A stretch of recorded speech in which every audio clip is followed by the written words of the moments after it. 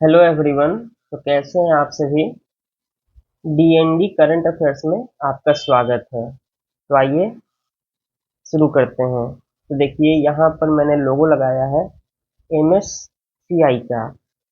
ठीक है। तो भारत जो है MSCI all country world investable market index में छठे स्थान पर आ गया है। ठीक है।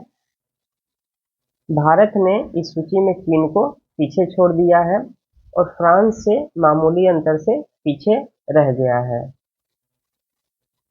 तो एमएससीआई एससीडब्ल्यूआई आईएमआई है क्या। तो ये बेसिकली सूचकांक वैश्विक पूंजी बाजारों के प्रदर्शन पर नजर रखते हैं। ठीक है। तो पहली बार भारत इस सूचकांक में सबसे बड़ा तेजी से उभरता हुआ बाजार बन गया है। ठीक है। तो इससे भारत को क्या लाभ होगा, क्योंकि वैश्विक स्तर पर इसका रैंक कितना हो गया है, छठा। ठीक है। तो इससे लाभ क्या होगा कि भारत में निवेश को आकर्षित किया जा सकता है और ये जो सूचकांक बनता है वो बड़े और मझोले शेयरों को इसमें शामिल करके बनाया जाता है। ठीक है। आगे बढ़ते हैं।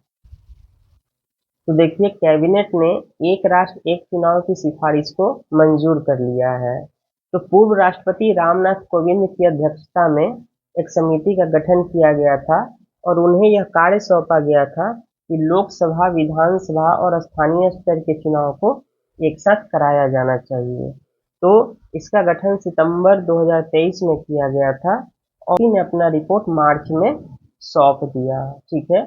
तो पहले देख लेते हैं कि समिति में कौन कौन से सदस्य थे। तो देखिए रामनाथ कोविंद जी थे, शाह जी थे और अन्य जो थे गुलाम नबी आजाद, वित्त आयोग के पूर्व अध्यक्ष एन के सिंह भी इसमें शामिल थे, लोकसभा के पूर्व महासचिव सुभाष कश्यप, ठीक है, वरिष्ठ अधिवक्ता हरीश साल्वे और कानून मंत्री अर्जुन राम मेघवाल इस समिति के विशेष आमंत्रित सदस्य हुआ करते थे। तो ये ध्यान रखिएगा, कई बार ऑप्शंस में पूछ लिए जाते हैं। तो इस समिति ने मार्च में अपनी रिपोर्ट सौंपी है और उसमें उन्होंने दो चरणीय दृष्टिकोण की सिफारिश की थी। तो पहले चरण में पैनल ने कहा कि लोकसभा और राज्य विधानसभाओं के चुनाव एक साथ कराए जाने चाहिए और दूसरे चरण में उन्होंने कहा कि लोकसभा और राज्य विधानसभाओं के चुनाव के 100 दिन के भीतर नगर पालिका का चुनाव और पंचायत का चुनाव आयोजित किया जाना चाहिए। फिर पैनल ने और क्या कहा, उन्होंने कहा कि अगर हम ऐसा करते हैं तो आज़ादी के बाद शुरुआती चरण में जैसे एक साथ चुनाव कराए जाते थे उस चक्र को हम वापस ला सकते हैं। इसके अलावा उन्होंने क्या कहा, उन्होंने मतलब यह समझाने का प्रयास किया कि इसके लाभ क्या हो सकते हैं, क्योंकि हर साल चुनावों में सरकार है, कारोबार है, कर्मचारी है, अदालतें हैं, राजनीतिक दल है, ये आम जनता है, इन सभी पर बहुत बोझ पड़ता है। ठीक है। तो अन्य सिफारिश इन्होंने यह किया कि चुनाव आयोग क्या करे कि राज्य के चुनाव आयोग के साथ परामर्श करके एक समान मतदाता सूची को तैयार कर ले। ठीक है। रिपोर्ट में यह भी कहा गया कि एक साथ चुनाव कराने से विकास प्रक्रिया और सामाजिक सामंजस्य को बढ़ावा मिलेगा और लोकतांत्रिक ढांचे की नींव मजबूत होगी और इंडिया यानी भारत की आकांक्षाओं को साकार किया जा सकता है। अब यह लागू करने के लिए सरकार को क्या कदम उठाना पड़ेगा, तो सबसे पहले संसद से मंजूरी लेनी पड़ेगी और संसद से मंजूरी के लिए क्या करना पड़ेगा, तो संविधान संशोधन करने की आवश्यकता है और जिसे राज्य विधानसभाओं के द्वारा अनुमोदित भी किया जाना चाहिए। तो संविधान संशोधन में आपको पता ही है कि स्पेशल मेजोरिटी का उपयोग किया जाता है और आर्टिकल 368 के अंतर्गत यह होता है और जब यह लागू हो जाएगा, क्योंकि केंद्र और राज्य के बीच के संबंध को दर्शा रहा है, इसलिए आधे राज्यों का अनुसमर्थन भी आवश्यक होगा। तो स्पेशल मेजोरिटी होता है, उसमें क्या होता है, तो दो कंडीशंस होते हैं। एक तो जो टोटल सीट्स हैं, कुल सदस्य संख्या का बहुमत होना चाहिए और दूसरा जो होना चाहिए कि उपस्थित और मतदान करने वाले जो होंगे उनका 2/3 बहुमत प्राप्त होना चाहिए। ठीक है, तब यह स्पेशल मेजोरिटी माना जाता है। नेक्स्ट न्यूज देखिए, केंद्रीय मंत्रिमंडल ने चंद्रयान-4 मिशन के लिए और वीनस मिशन के लिए मंजूरी दे दी है। इसमें क्या क्या होगा वो देख लीजिए। तो एक तो हमारा जो है चंद्रयान-4 मिशन जो चांद से जुड़ा हुआ है, चंद्रमा पर जाएगा, और दूसरा वीनस मिशन जो शुक्र ग्रह पर जाके वहां पर खोज और अध्ययन करेगा। वीनस मिशन के लिए 1236 करोड़ रुपया मंजूर किया गया है और इसके लिए एक अलग अंतरिक्ष यान भी बनाया जाएगा। ठीक है, और वीनस मिशन का उद्देश्य क्या है, क्योंकि वीनस जो है, शुक्र जो है, पृथ्वी के सबसे करीबी ग्रह है, जिसको जुड़वा ग्रह भी बोलते हैं, और इसका निर्माण भी क्या हुआ है, पृथ्वी के समान ही हुआ है। तो इसका अध्ययन करके यह समझने का अच्छा मौका होगा कि ग्रह का वातावरण धरती से किस प्रकार अलग है। ठीक है, अब चंद्रमा-4 का क्या है कि यह मानव को सफलतापूर्वक चांद पर उतारने और फिर उसे सुरक्षित वापस पृथ्वी पर लाने के साथ-साथ चंद्रमा पर नमूने एकत्र करने और धरती पर उसके विश्लेषण के लिए प्रौद्योगिकी का विकास किया जाएगा। तो क्या है कि चांद पर हम मानव को भेज सकें और उसको वापस सुरक्षित ला सकें, इसके लिए चंद्रयान-4 अभियान लॉन्च किया मतलब मंजूर किया गया है। और ये कब तक लॉन्च हो सकता है, तो इसका लक्ष्य 2040 तक रखा गया है कि ऐसा करने में हम सफल होंगे। इसके साथ ही जो नेक्स्ट जनरेशन का लॉन्च व्हीकल है उसको भी विकसित करने के लिए मंजूरी दे दी गई है। तो देखिए, नेक्स्ट न्यूज है, मंत्रिमंडल ने प्रधानमंत्री जनजातीय उन्नत ग्राम अभियान को मंजूरी दी है और यह कहा है कि इससे 5 करोड़ परिवारों को मिलेगा फायदा। ठीक है, तो मंत्रिमंडल ने बुधवार को देश भर में जनजातीय समुदाय की सामाजिक आर्थिक स्थिति को सुधारने के लिए 79,156 करोड़ रुपए के बजट को मंजूरी दे दी है। ठीक है, और यह जो मंजूरी दी गई है इससे क्या होगा, 5 करोड़ लोगों को फायदा होगा और इसमें 63,000 आदिवासी बहुल्य गांवों को जोड़ा जाएगा। ठीक है, तो इस अभियान का उद्देश्य क्या है, तो इस अभियान का उद्देश्य है कि प्रधानमंत्री जनजाति आदिवासी न्याय महाअभियान पीएम जनमन की सफलता के आधार पर आदिवासी क्षेत्रों और समुदायों के समग्र और सतत विकास को सुनिश्चित किया जाए और वहां के सामाजिक बुनियादी ढांचे का विकास किया जाए, जैसे स्वास्थ्य, शिक्षा और आजीविका के अंतर को दूर किया जाए। तो चूंकि अब यहाँ पर देखिए प्रधानमंत्री जनजाति आवास न्याय महाअभियान आ गया, पीएम जनमान, तो इसके बारे में जान लेते हैं कि यह क्या है, इसकी विशेषता क्या है। तो देखिए, ये बेसिकली इस योजना का उद्देश्य क्या है कि 75 पीवीटीजीज हैं जिसको बोलते हैं पार्टिकुलरली वेनरेबल ट्राइबल ग्रुप। ठीक है, इनकी टोटल संख्या कितनी पहचान की गई है, 75। ये ध्यान रखिएगा, एक बार पीटी में इससे क्वेश्चन आ चुका है। तो उनके सामाजिक आर्थिक स्थितियों को बेहतर करना है। योजना में इसमें क्या है कि केंद्र प्रायोजित योजनाएं भी शामिल है और केंद्रीय क्षेत्रक योजना भी शामिल है, तो दोनों प्रकार की योजनाओं को इसमें शामिल किया गया है। इसकी अवधि क्या है, तो 2023-24 से 2025-26 तक की अवधि निर्धारित की गई है और इसका लाभ किसको मिलेगा, तो 18 राज्यों और केंद्र शासित प्रदेश अंडमान निकोबार तक फैले 75 पीवीटी समुदाय को इसका लाभ मिलेगा। तो इस मिशन का लक्ष्य मिशन मोड, ठीक है, मिशन मोड की तरह इसमें काम होगा और जो पीवीटीजीज हैं उन परिवारों और बस्तियों को सुरक्षित आवास, स्वच्छ पेयजल, स्वच्छता जैसे बुनियादी सुविधाओं को पूर्ण करना है। ठीक है, साथ ही शिक्षा, स्वास्थ्य और पोषण आदि तक उनके पहुंच को बेहतर करना है। अब इसकी शुरुआत कब हुई, तो केंद्र सरकार ने 15 नवंबर 2023 को इस योजना की शुरुआत की थी। ठीक है, और क्योंकि उसी दिन श्री बिरसा मुंडा जी की भी जयंती मनाई जाती है, तो उसी दिन इसे शुरू किया गया।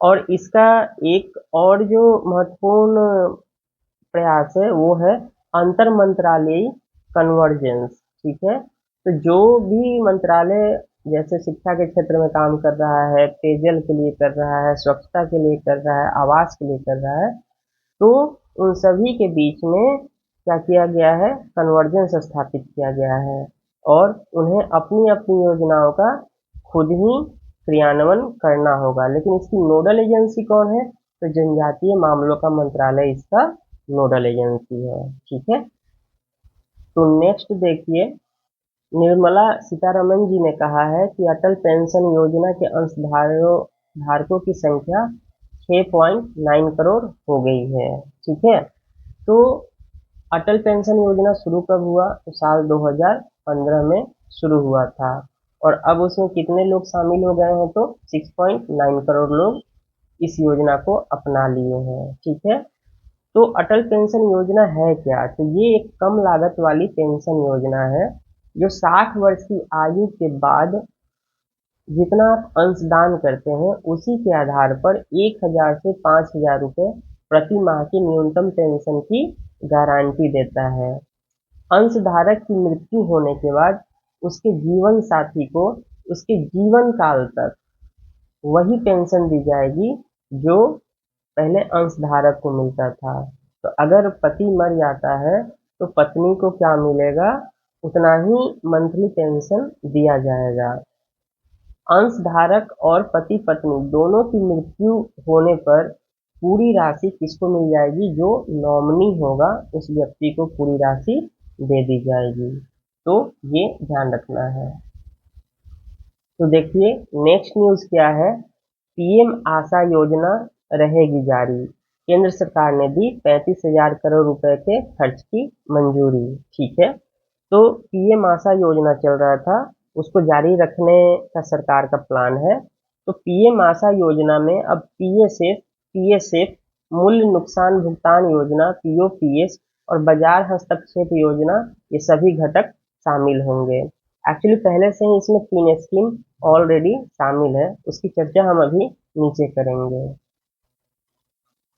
तो चूंकि इन सभी योजनाओं को एक साथ शामिल कर दिया गया है, इसलिए पीएम आशा को अब एकीकृत योजना कह रहे हैं। तो इससे क्या होगा कि इसकी प्रभावशीलता जो है बढ़ जाएगी और इससे किसानों को क्या होगा, लाभ मिलेगा। जो लाभकारी मूल्य है वो किसानों को अब मिलना शुरू हो जाएगा और इसका लाभ उपभोक्ताओं को भी मिलेगा क्योंकि उन्हें सस्ती कीमत पर आवश्यक वस्तु उपलब्ध कराई जा सकती है। क्यों, क्योंकि कीमतों के उतार चढ़ाव पर क्या लग जाएगा, अंकुश लग जाएगा। तो आइए देख लेते हैं कि पीएम आशा योजना है क्या। तो देखिए, पीएम आशा का फुल फॉर्म होता है प्रधानमंत्री अन्नदाता आय संरक्षण अभियान। इसका उद्देश्य क्या है कि किसानों को लाभकारी मूल्य उपलब्ध कराना और इसके 3 महत्वपूर्ण घटक हैं। तो देखिए, राज्य और केंद्र शासित प्रदेशों के पास पूरे राज्य के लिए एक खरीद सीजन में, एक ही खरीद सीजन की बात की जा रही है, मूल्य समर्थन योजना पीएसएस प्राइस सपोर्टेड स्कीम या मूल्य अंतरण भुगतान योजना पीडीपीएस प्राइस डिफिशियंसी पेमेंट स्कीम को लागू करने का विकल्प होता है। ठीक है, ये ऑप्शनल है। वे इन्हें विशेष रूप से अनुसूचित तिलहन फसलों के लिए उसी के संबंध में लागू कर सकते हैं। तो देखिए, अब देखते हैं कि पीएसएस क्या है। ठीक है, प्राइस सपोर्ट स्कीम। इस योजना के तहत केंद्रीय नोडल एजेंसियां दलहन, तिलहन और खोपरा, खोपरा किसको बोलते हैं, जो नारियल का गरी होता है, की भौतिक खरीद कर सकते हैं। इस खरीद का व्यय और खरीद के कारण होने वाले नुकसान का वहन कौन करेगा, तो केंद्र सरकार करेगा। इसके अलावा जो प्राइस डिफिशियंसी होता है उसका पेमेंट, तो मूल्य अंतरण भुगतान योजना, इसके तहत क्या होगा, उन सभी तिलहन फसलों को कवर किया जाता है जिसके लिए न्यूनतम समर्थन मूल्य अधिसूचित किया जाता है। मिनिमम सपोर्ट प्राइस जिन तिलहनी फसलों के लिए अधिसूचित किया जाता है उसको इसमें कवर किया जाएगा।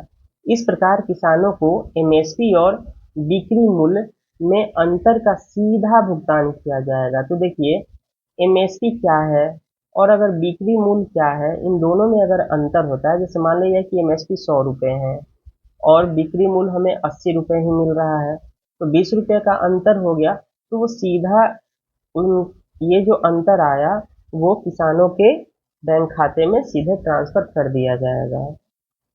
एक और मूल्य अंतरण भुगतान योजना है, वो क्या है, खरीद परिचालन में निजी क्षेत्र की प्रायोगिक आधार पर भागीदारी सुनिश्चित की गई है। तो देखिए जो प्राइवेट सेक्टर भी होगा उसको भी इसमें शामिल किया गया है कुछ विशेष खरीद के लिए।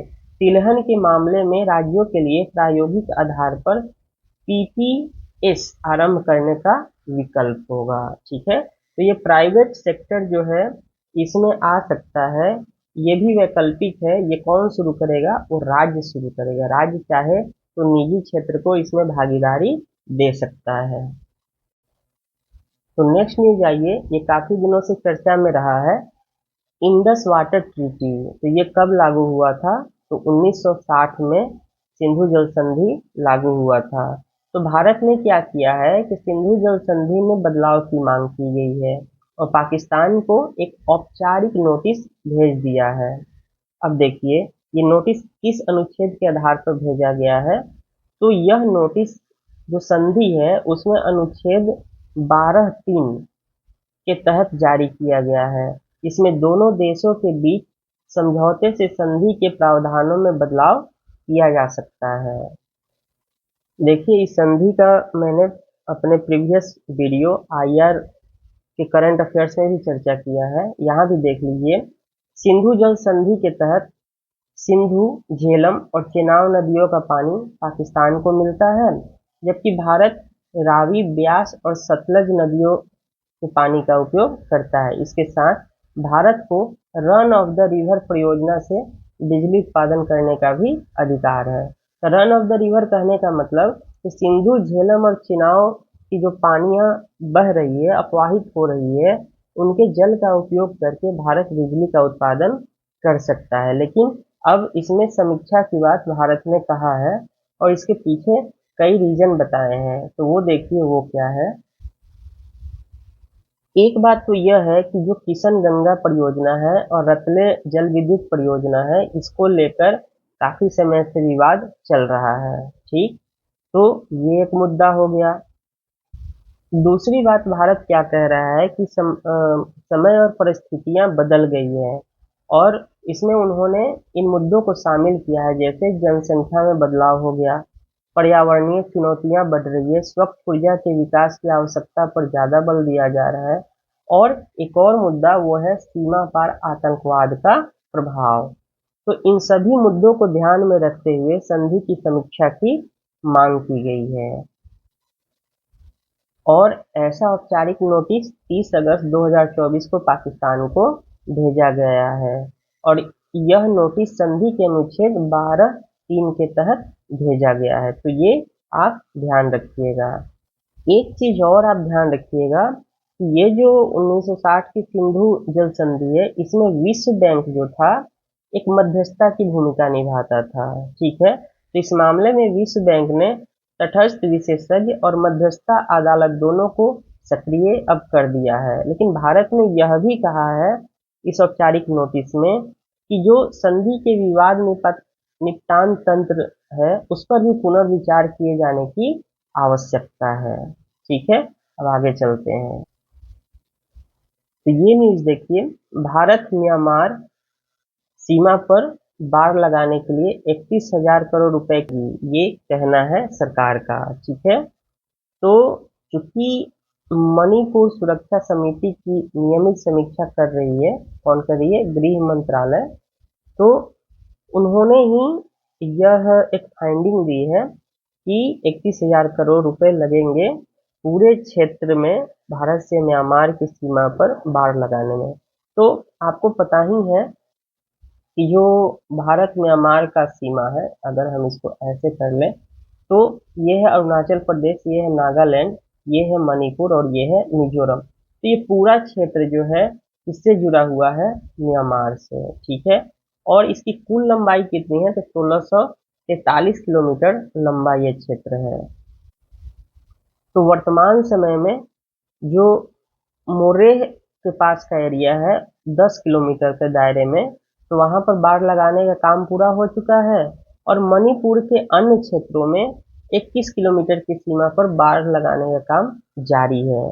तो ओनली 31 किलोमीटर ही अभी तक कवर हो पाया है। तो मैंने आपको पहले ही बता दिया कि सीमा पर कौन कौन सा है, मणिपुर, मिजोरम, नागालैंड और अरुणाचल प्रदेश की सीमा मिलती है। एक चीज और जो हुआ है, केंद्र सरकार पहले ही भारत म्यांमार मुक्त आवागमन व्यवस्था खत्म कर चुकी है। देखिए पहले क्या था कि जो 16 किलोमीटर एक दूसरे का जो क्षेत्र होता है, एक दूसरे के क्षेत्र में 16 किलोमीटर तक आने जाने की अनुमति दी गई थी, बिना किसी दस्तावेज के आप आ जा सकते थे। उसको भारत सरकार ने क्या किया है, खत्म कर दिया है। अब आइए, भारत पहली बार शुरू करेगा अपतटीय खनिज ऑफशोर मिनरल्स की नीलामी, ऐसा कहना है सचिव महोदय का, ठीक है। तो इसके लिए पूर्वी और पश्चिमी तट पर 10 ब्लॉक तैयार कर लिए गए हैं। जो ऑफशोर जो मिनरल्स होते हैं वो क्या होते हैं, तो देखिए इस ब्लॉक में क्या क्या होते हैं, रेत होता है, लाइम होता है, मड होता है और पॉलीमेटालिक नोड्यूल्स होते हैं, ठीक है। और इस पॉलीमेटालिक नोड्यूल्स को कौन खोजा है, तो जियोलॉजिकल सर्वे ऑफ इंडिया ने इसकी पहचान की है। और पॉलीमेटालिक नोड्यूल्स होते क्या है, तो मैग्नीज नोड्यूल्स होते हैं, ठीक है। तो पॉलीमेटालिक नोड्यूल्स में क्या क्या होते हैं, तो इसमें होता है फेरस, मैग्नीज, निकेल, तांबा और कोबाल्ट महत्वपूर्ण खनिज होते हैं, ठीक है। इसके अलावा यह भी पाया गया है कि ऑफशोर क्षेत्र में सैंड और बजरी का बहुत बड़ा भंडार है, ठीक है, जिसका इस्तेमाल हम निर्माण, समुद्र तट बनाने और जमीन को बेहतर करने के लिए कर सकते हैं। इसके अलावा इस क्षेत्र में रेयर अर्थ एलिमेंट की भी खोज की जा रही है। अब देखिए कि भारत का जो अपतटीय खनिज क्षेत्र है, ऑफशोर क्षेत्र है, मिनरल क्षेत्र, वो कौन कौन सा है, तो एक है हिंद महासागर का क्षेत्र, दूसरा है अरब सागर का क्षेत्र, तीसरा है बंगाल की खाड़ी का क्षेत्र, ठीक है। और भारत जो है अपने एक्सक्लूसिव इकोनॉमिक जोन में इन सभी संभावनाओं को तलाश रहा है कि कहां कहां से हम मिनरल्स उत्पादन कर सकते हैं। और टोटल जो क्षेत्र है अपतटीय खनिज खोजने का, वो है करीब 23.7 लाख वर्ग किलोमीटर में फैला हुआ है, ठीक है। और यह क्षेत्र भारत के प्रादेशिक जल की आधार रेखा 200 नॉटिकल मील तक फैला हुआ है, तो ये ध्यान रखना है। तो एक जो न्यूज है वो देखिए खेल से है। एथलीट 165 मीटर की ऊंचाई पर बने पुल पर एशिया से यूरोप तक स्लक लाइन पर चलता हुआ पाया गया है, ठीक है। तो तो एस्टोनिया के कौन है, जॉन रोज, ये इस्तांबुल में बसफोरस जल डमरू मध्य मतलब बसफोरस स्ट्रेच के ऊपर 1074 मीटर लंबी रस्सी पर दोनों महाद्वीपों के बीच में स्लैक लाइनिंग करने वाले विश्व के पहले व्यक्ति बन गए हैं, ठीक है। तो स्लैक लाइनिंग वही होता है कि तार बांधी हुई रहती है, उस पर लोग चलते हैं, ठीक है। तो वेस्फोरस स्ट्रीट के बारे में, तो ये देखिए ये जो है क्षेत्र, ये है वेस्फोरस स्ट्रेट, ठीक है। यह यूरोप और एशिया को जल मार्ग से जोड़ता है। उसके अलावा यहाँ देखिए ब्लैक सी को मरमरा सी के साथ जोड़ता है, ठीक। तो ये ध्यान रखिएगा। और लास्ट जो न्यूज है, वन विभाग ने यूपी के बहराइच में भेड़ियों को पकड़ने के लिए हाउलिंग रणनीति अपनाया। तो देखिए हाउलिंग रणनीति क्या होता है कि जैसे जो भेड़िया है वो है नर, तो मादा जो भेड़िया होती है उसके आवाज को रिकॉर्ड कर लिया गया है और उसी को नर मादा को अट्रैक्ट करने के लिए, जो बाहर घूम रहा है उसको अट्रैक्ट करने के लिए साउंड बॉक्स के माध्यम से बजाया जा रहा है। ठीक है, तो इसी को बोलते हैं हाउलिंग रणनीति। तो चैनल पर नए हैं तो सब्सक्राइब कीजिए, लाइक कीजिए, शेयर कीजिए और बेल आइकन को दबाइए इस और नोटिफिकेशन पाइए। धन्यवाद।